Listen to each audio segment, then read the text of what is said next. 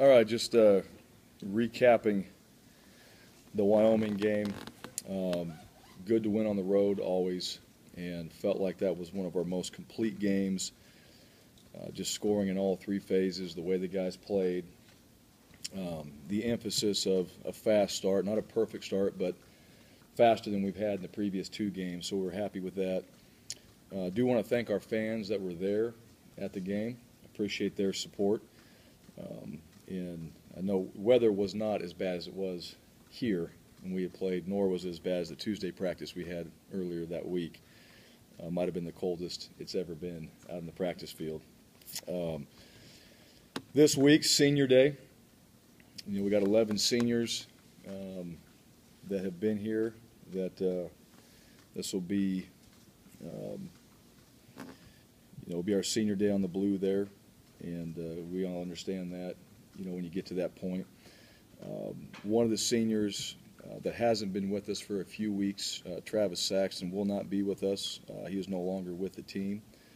That is team rules is the reason. Chancellor James will not play in this game, and we'll know more about his diagnosis later. And Matt Boson will also not play in this game again. Players of the game, we had two on defense, Tanner Vallejo and Darian Thompson. Both those guys had outstanding games. Darian, obviously, with the interception for a touchdown, that's always big. Offensively, our young man, Jeremy McNichols, did a great job. It's nice to see him come in the game early, get some touches, be productive, and I think Coach Sanford and the offensive staff are doing a really good job with him. He needs to be involved in the game plan. He is. But it was very good to have him get his first touchdown and then his second touchdown in the same game. So he was obviously excited about that. Special teams, Dante Dion. And we got this one right this week because the Mountain West Conference picked him as well. So we doubled up on that one for his punt return, which was huge. And that was also, regardless of the score of the game, you're always working on that to get that done. I know it's been a while. I think I saw something on there. It's been a few years since we've had a punt return for a touchdown. So excited about that. O-lineman of the game, Marcus Henry, continues to be a strong leader out there and a force to be reckoned with. On the D-line, Kamale Correa is our D-lineman of the game. So those guys all, Darren Lee, Chris Santini, those guys were big on special teams, on kickoff, and just the physicality of how they played in that game. And I thought that was one more thing just to finalize on the Wyoming game. I thought the guys came out and played physical. We knew we were going to play a physical football team. You watch it on tape.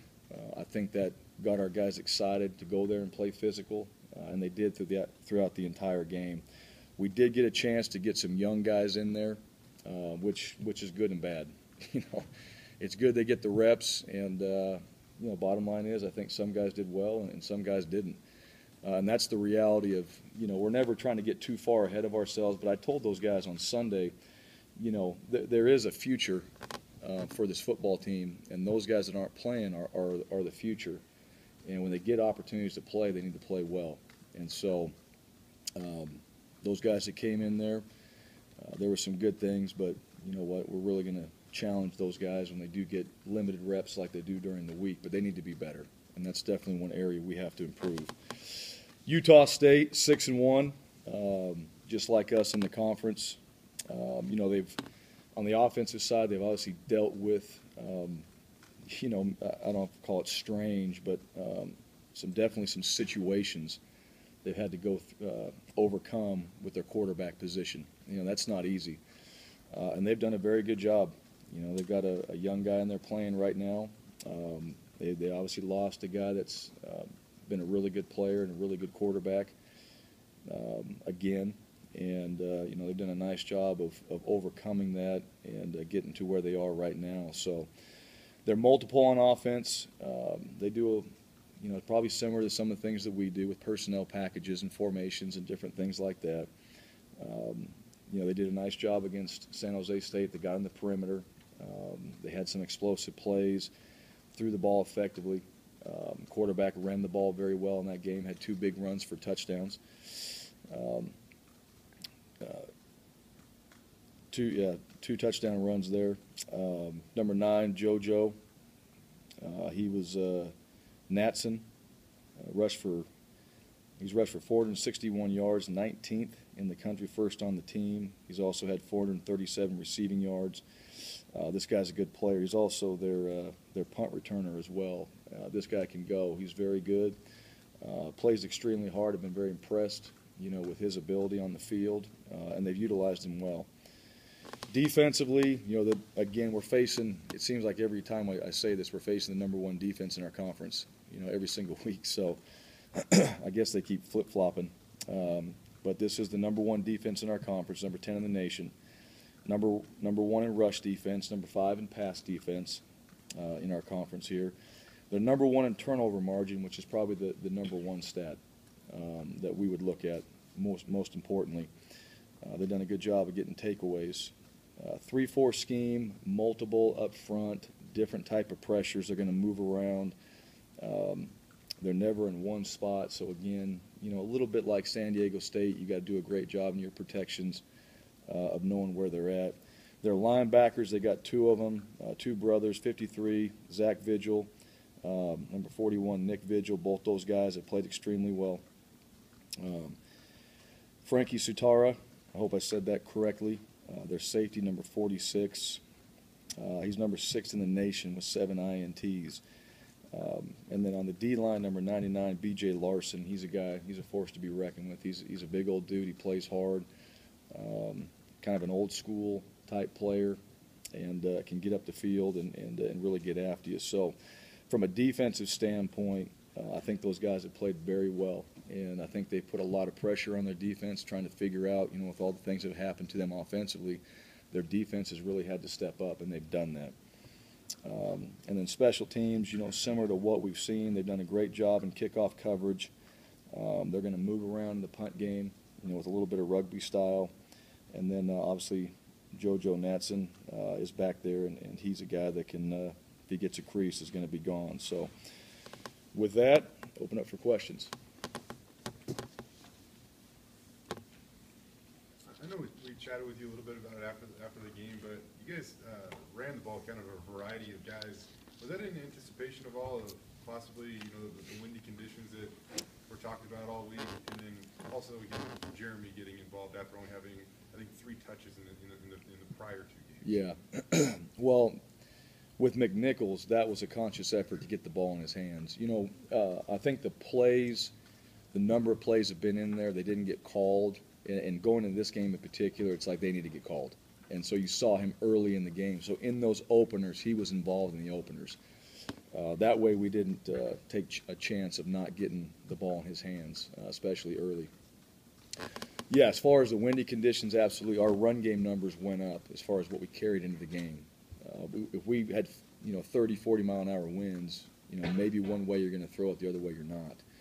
And so we plan on running the ball more, which meant we had to use more guys. Jay was not going to get 65 carries by himself.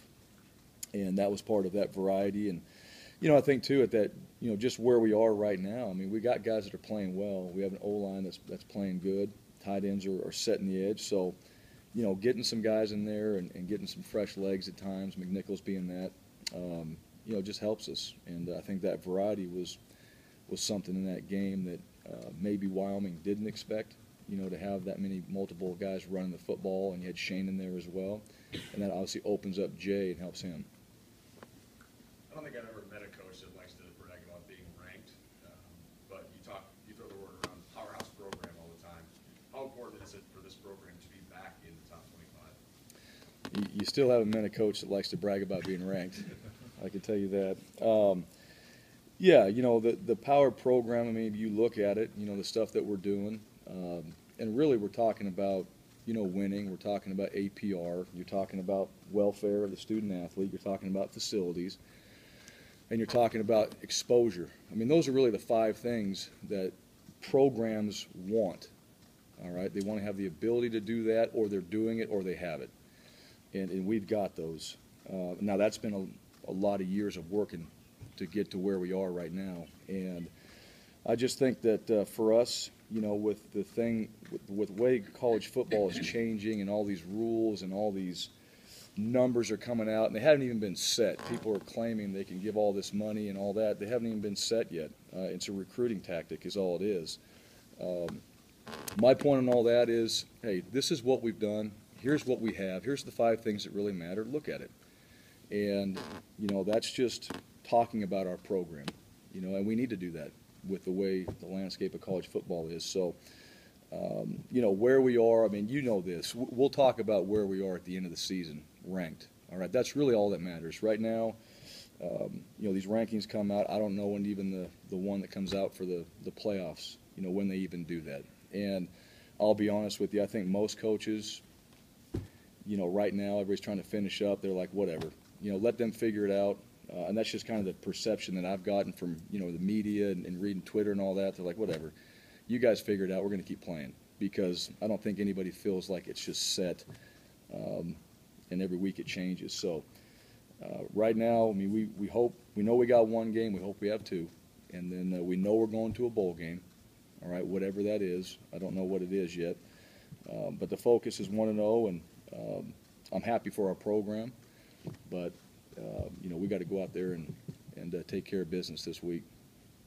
The tradition, though, I mean, 13 straight senior classes have now won at least 40 games. I'm not sure that's happened anywhere else. Things like this do mean something. Oh, yeah. No, they absolutely do. We wouldn't say it wouldn't. I mean, I don't know if that's a fact or not, but that's pretty, that's really good. It's good for us,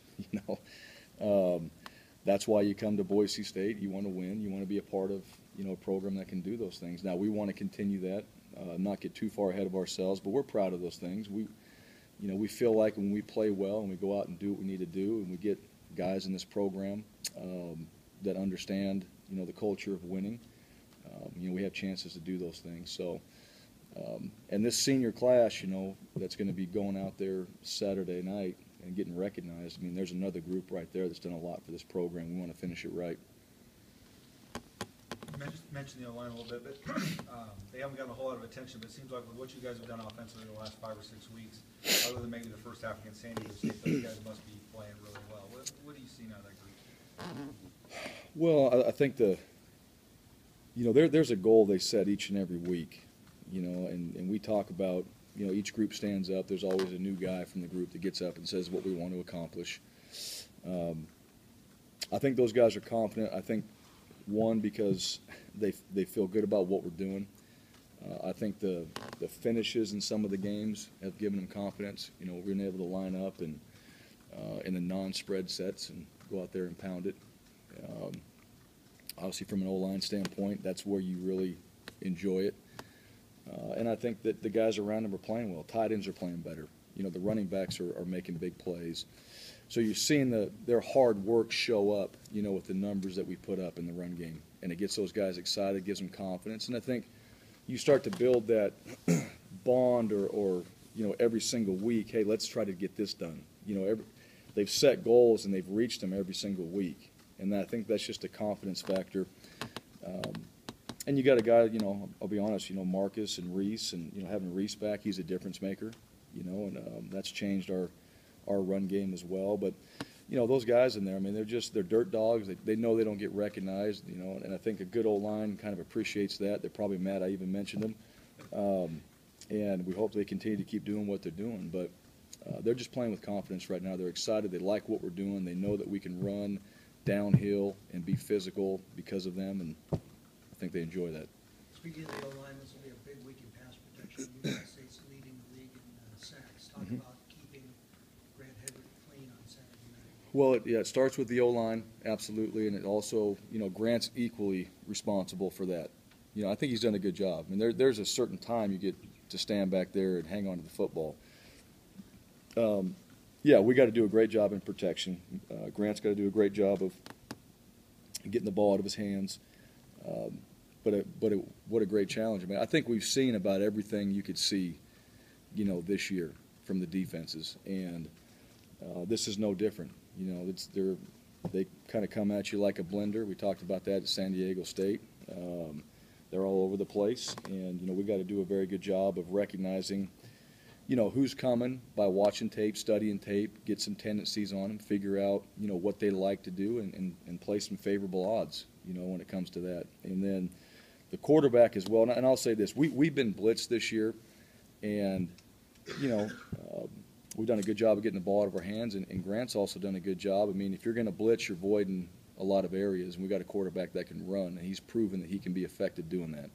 So, you know, it's a combination. We have answers, and one of them is our quarterback, and he can make guys, he can hurt teams, you know, that do bring pressure.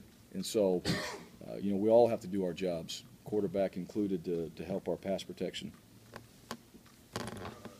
Kind of speaking about Utah State's quarterback situation, I don't know how much you've have paid attention to that, but I mean, they're on their 4th quarterback in a season. Mm-hmm. Is there anybody with maybe more of an excuse to struggle when you go through 4 quarterbacks in a year?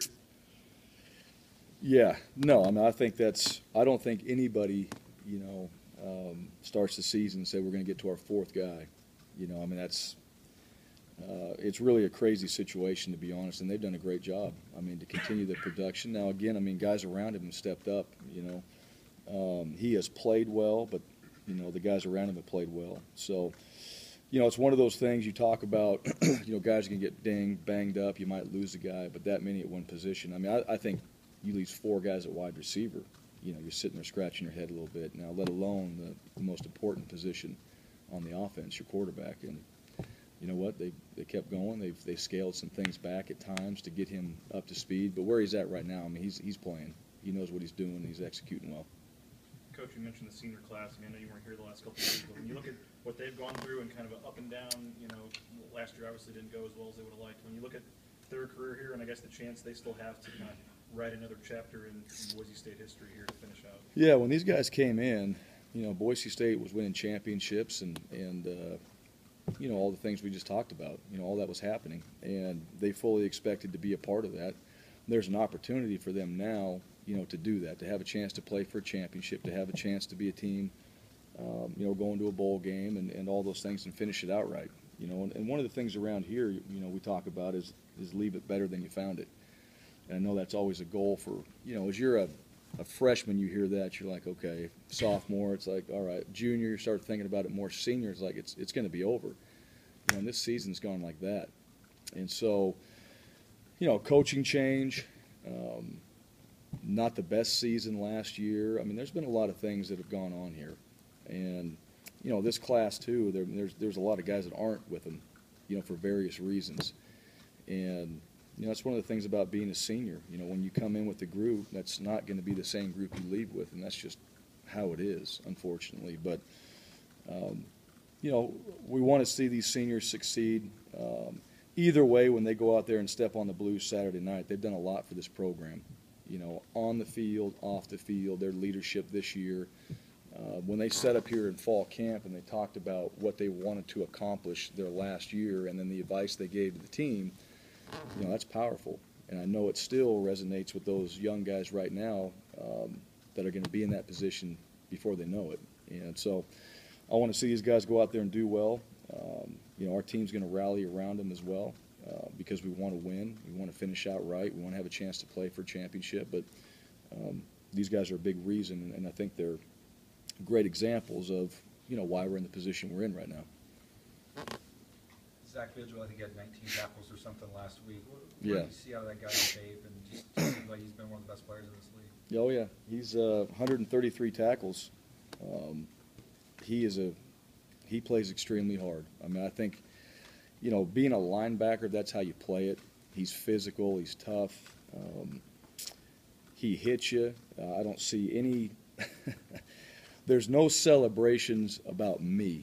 I mean, the guy lays you out and gets back up and runs back to where he needs to go and figure out what the next call is. You know, and to me, I think that's just it's a mentality of a young man that plays a very physical position and plays it the right way. You know, I mean, I've been very impressed with him. I've seen a lot of linebackers in our league this year. He is at the top, and he's definitely a guy that we're going to have to be aware of at all times, and we've got to do a great job against him. We've got to be physical with him, and you know what? He'll make plays. We got to make plays against him as well. But he's played extremely hard. I think he's smart. I don't know him, but I think he plays smart from what I've seen on tape. He understands what's happening. He gets a feel for the game and continues to get better.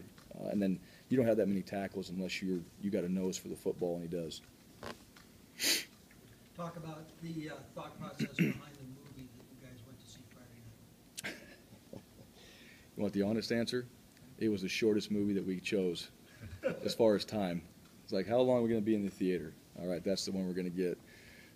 We were probably split 50-50. I asked the guys at the end, or in our team meeting following it, I'm like, all right, hands up if you liked it. It was about 50-50. The reason, just a little bit of a change. We've been doing the same thing for so long. We got all the stuff we needed to get done here that we normally do on Friday, minus my meeting. And we went there, and space was a little bit tight, in the hotel there as well. So we wanted to get there, eat, change it up a little bit, go take him to a movie, cut loose, have a little bit of fun. I mean, you're at that time of the year now. We played a lot of football and kind of let your hair down a little bit, have a good time. And the thing I really liked is we watched this funny movie, this quirky movie and all that, and there were some everybody had their opinions on it. So it's kind of funny to watch the guys in the movie theater. Coach Caldwell was not a fan, I can tell you that. He's like, I had to sit there through that. But when we came back for the team meeting, the guys were locked in. It was probably one of the most focused meetings we had that night. And we watched a little video. We talked about the same things we had talked about throughout the week and kind of brought it all together. And, just felt like at that point guys were ready. They had their time to cut loose, and, they zeroed in. And through the rest of the day, I mean, sitting there for a long time during the day, when they woke up in the morning, we did a little walkthrough. They were dialed in, and they came out and showed it in the game. You talk about your team being dialed in and coming off their their most complete performance of the season. How ready are you guys for this stretch run of the football season? And is the team where it needs to be in order to play their best football, and they need to play their best football? Well, I don't. We'll find out. We played pretty well in the last game. We've come back in a couple games prior to that. So I think the mentality is there. I think the execution in the last game is there. Now it's putting that all together. Now every week is different, and that's the one thing. We are not the same football team as we were against Wyoming, and hopefully we're a better football team. We need to be. We're going to play a better team. And hopefully when we show up on Saturday, we're a better team than what they saw on film against Wyoming, and that's what it needs to be. We just try to focus on getting better each and every week, and trust me, there's plenty of things in that game to go back on and look at, and that's not perfect. We don't expect that, but we have a lot to work on. I think we have some confidence going into this game because of it, and the things that we have talked about and emphasized have showed up, and when you do that, it gives it more credibility. And so when you talk this week, and we have our meeting on Tuesday, and we're talking about what we need to get done this week, guys will be into it. They bought into it. They know it. It was funny last Thursday at the end of our practice. I always stand up there and I got my script and all that and notes, and I give my comments and all those things after practice. Well, I handed it to Dante. I just sat down and took a knee, gave it to Dante. He starts rattling some stuff off. He gave it to Darian Thompson. He rattled some stuff off. Gave it to Grant. He rattled some things off, and basically it was everything I say. They got it. They know what the process is supposed to look and feel like, and it was just kind of funny. And I just stood up and we broke it down, and that was it. So they're really taking ownership in where we are right now, and that's the signs of a good football team. And they'll do it again. They'll be in here today. There's no school this week. They'll spend more time preparing. And they know what to expect, for this week in practice and how it's all going to go. Matt Miller told us that being on the sideline has kind of opened his eyes more to the possibility of coaching one day. How have you seen his demeanor change at all, if it has, acting as a bit of a coach now? Yeah, he's been great. He's not going to be a coach for a long time because he's going to play. And, we all know that. So when he's done, he's in the same lines of those Kellen Moore, those guys. Guys that are good football players that are smart. The thing about Matt, I've been around injured guys that just want to stand there with their hands in their pocket and watch and, just still be a player. You're just hurt. And he hasn't done that. He's done everything he can to get a script and stand out there and coach guys up and give his opinions, talk about personnel, with us as coaches. And to be honest with you, I mean, he hasn't played in so long now. He's around the office. You're just sitting there. You sit down with him and go, hey, what do you think? Well, I think this guy's here, here, and here, and he sounds like a coach, so he's still keeping his mind into it, and it's a matter of time before he's back healthy, running. He'll be preparing himself for the NFL, but if coaching doesn't get in the way of ranching, being a rancher, I guess, that might be a possibility for him down the road. You got a 6-game win streak. Most of those games have been must-win games. Kind of reminds you of the Fiesta Bowl years when you had to win every game or you weren't going to achieve that goal. Mm-hmm. Does that ever wear on you to have every game a must-win? We don't look at it like a must-win. I mean, it's a game we're preparing to win, plan to win. Every game on our schedule we set out to win. And that's part of that 1-0 mindset. I mean, it's just every single week is the same. This week is no different. I think the public, the perception, everybody that's talking about bowl games and all that, we don't get into that. We just go 1-0. That's the mindset, and that's all we can control. And I think that's the best thing these guys have done. We haven't looked too far ahead. I think the teams that you're talking about did the same thing because we didn't know. I mean, that was one of the things I thought, Coach Pete did a good job of. It's like we can say all that, but we have no control over it. All we can control is, possibly getting to that point. And if it doesn't, we don't win, then that team's probably played pretty well and beat us unless we go out there and do some really bad things. And so I think it's the same mindset, and that's been the mindset here for a long time. And I think our guys have adopted that this year, and, every single week is the same, and we try to get better. We know that we're not good enough from last game to where we want to be, and that's the challenge. To me, the challenge is not about the must-wins. It's being around guys that can accept the fact, even if you go put 63 points up or beat a team by however, you still come back and talk about getting better, and the guys are into it rather than, we have to get better. That's the challenge. And to me, I think these guys understand that. We know we can be beat at any time. All right, we've been down that road. And so we don't take it for granted, how we prepare and go play because, that's already happened to us this year. You guys don't play a lot of real championship games. You talk about championship week all the time, but don't play a lot of games where it's really like that. Is there a different vibe around here this week, knowing that is on the line? Yeah, I mean, that's another thing. I mean, we know what we're playing for. We still have the same approach, of how we want to play.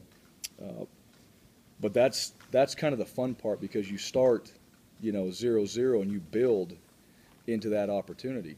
And, this time of year, there's teams that are playing for an opportunity to play for a championship, and there's teams that are just playing to finish out the season. And fortunately, we're a team that has a chance to play for a championship. So that's exciting. That's your motivating factor there as you get this late into the year and been doing this so much to have guys come out and still work hard on a Tuesday practice, Wednesday practice, Thursday practice, not just go through the motions because they want to go out there and finish it out. Talk about Zach Vigil, his brother Nick Vigil. He's kind of been all over the place. I mean, probably one of the more unique players in the country. Earlier this year, I think he completed 2 passes in the game, had 10 rushing attempts, Yeah. and double-digit tackles as well. Yeah, he's that family is interesting. I don't know what their parents did, but they're both very good. I mean, I saw where he was playing tailback and doing all those things. A lot like it's Miles Jack, who was at UCLA, is that what it is? Kind of along those same lines. 2 good football players. These guys are just football players. I mean, I guess that's the best way to describe them. You could probably point out some negatives and all that, but I think there's a lot of teams in the country that want to have these 2 guys on their team playing because they just do it the right way, and you watch them. They've been successful, and I think they've utilized them. The running back deal is a little interesting, why it all came to that, but it obviously worked. Okay.